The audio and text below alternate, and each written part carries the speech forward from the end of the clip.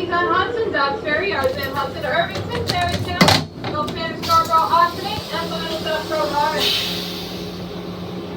This is a peak hour train, and your peak tickets will be stepped up to the peak fare. Please have all your e-tickets purchased, opened, and activated paper tickets, weeklies, monthlies out, ready for collection as well. If you have not purchased your tickets in advance, we do accept cash and credit cards on the train for an additional charge.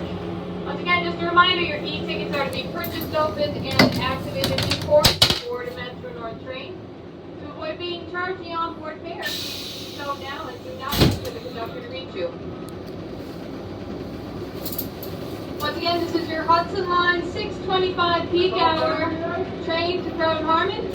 Down for its first stop, followed by Hastings, South Ferry, Arzan, Hudson, Irvington, Tarrytown, Hillside, Scarborough, Oxford, and final stop, Croton-Harmon.